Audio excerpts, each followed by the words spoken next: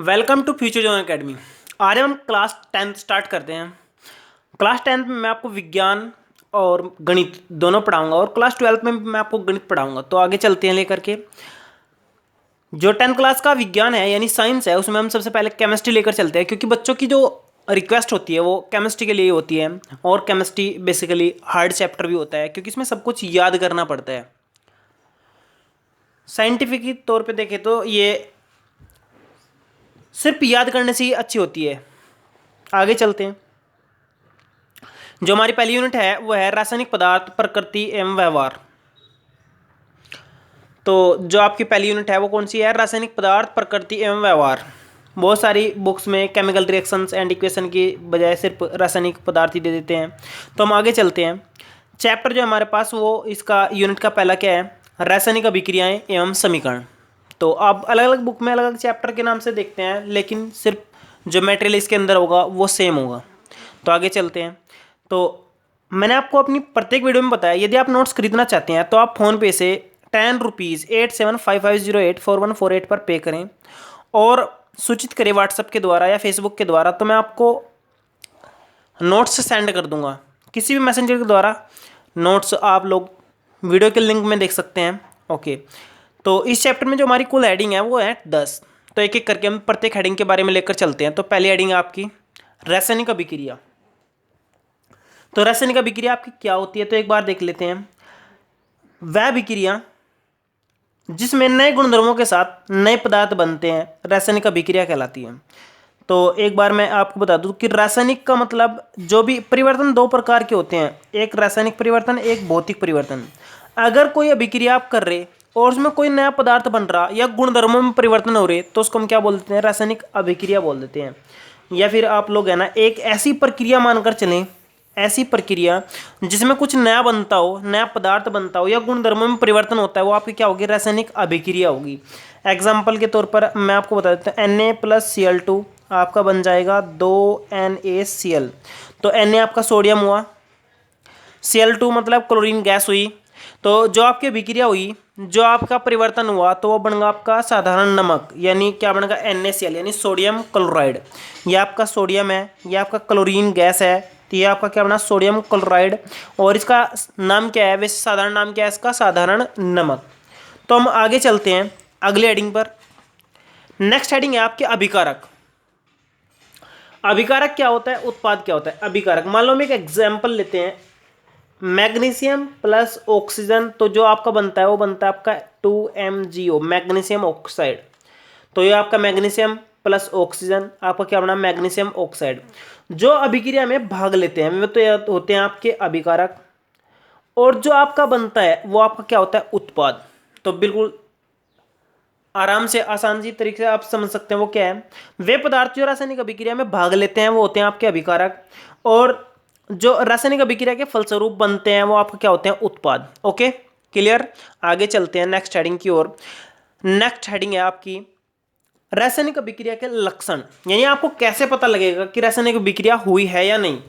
याद रखना, जब भी आप अभिकारकों की अभिक्रिया कराएंगे तो अभिक्रिया में कुछ न कुछ ऐसे परिवर्तन होंगे, जैसे कि गैस निकलना, अवक्षेप बनना, रंग में परिवर्तन होना, ताप में परिवर्तन होना, अवस्था में परिवर्तन होना, और इनके अलावा संगठन में परिवर्तन होना, कुछ नए पदार्थ का बनना। अगर ये लक्षण आपको कहीं दिखाई दे रहे हैं तो आपकी रासायनिक अभिक्रिया हो रही है। ओके, एक बार रिपीट कर देता हूँ। गैस निकलना, अवक्षेप बनना, रंग में परिवर्तन होना, ताप में परिवर्तन होना, अवस्था में परिवर्तन होना, और कुछ नया पदार्थ बनना, ये सब क्या है? नई रासायनिक अभिक्रिया के लक्षण हैं। आगे चलते हैं, जो नेक्स्ट हेडिंग आपकी उसकी ओर चलते हैं। नेक्स्ट हेडिंग आपकी रासायनिक समीकरण लिखना। तो अगर हम है ना रासायनिक अभिक्रिया को लिखने का प्रयास करें तो दो तरीके से लिख सकते हैं, एक तो शब्द समीकरण, एक सूत्र समीकरण। तो एक एक करके लेते हैं। पहले हम शब्द समीकरण ले लेते हैं। जिस तरह अभी मैंने एक एग्जांपल दिया था Na+Cl2, तो आप क्या बन गया था? NaCl, यानी 2NaCl मैंने बैलेंस कर ली। तो इसको मैं है ना अभिक्रिया को दो तरीके से लिख सकता हूँ। एक तो मैं क्या कैसे लिख सकता हूँ? सोडियम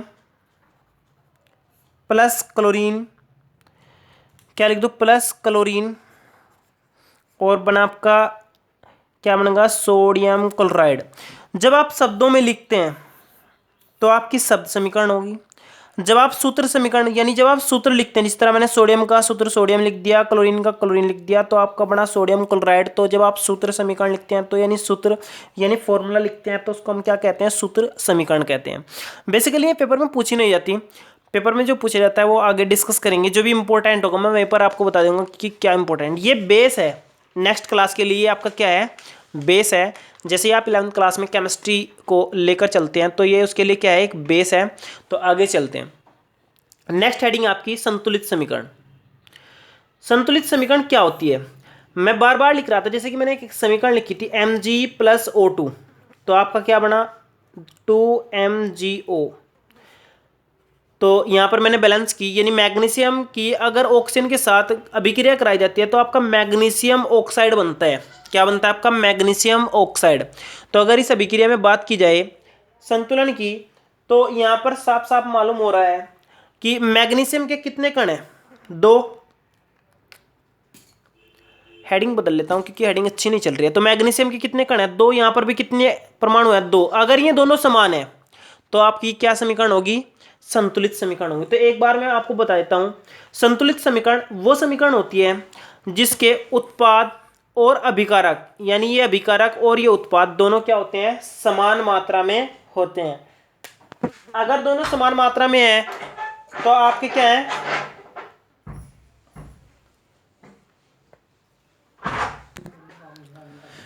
ये 10th क्लास के लिए वेरी वेरी इंपॉर्टेंट हेडिंग है, संतुलित समीकरण। तो वहां पर क्या क्वेश्चन आता है, संतुलित समीकरण कीजिए। एक संतुलित समीकरण, एक आपको एक कोई समीकरण देगा, तो समीकरण देने के बाद आपको कहेगा कि इसे संतुलित कीजिए। तो हम एक एक करके चलते हैं लेकर के। अगर आपको कोई भी समीकरण संतुलित करनी है तो आपको क्या करना होता है, सबसे पहले ऑक्सीजन को संतुलित करना होता है, हाइड्रोजन को संतुलित दूसरे नंबर पर करना होता है, तीसरे स्टेप में आप उन सभी को संतुलित कर देंगे जो आपके शेष रहेंगे। ओके, अब हम एक बार आगे चलते हैं, एग्जाम्पल लेते हैं जो बहुत ही इंपॉर्टेंट है क्वेश्चन, यानी जिंक प्लस H2SO4 और आपका क्या हो गया, जिंक सल्फेट प्लस हाइड्रोजन।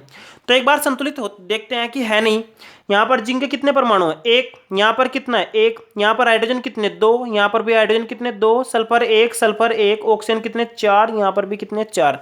तो इसका मतलब आपकी ये क्या है, संतुलित है। आगे लेते हैं एक और एग्जाम्पल, ये भी एग्जाम्पल वेरी वेरी इंपॉर्टेंट है। Fe+H2O और एरो आपका है Fe3O4 प्लस कितना हुआ, H2।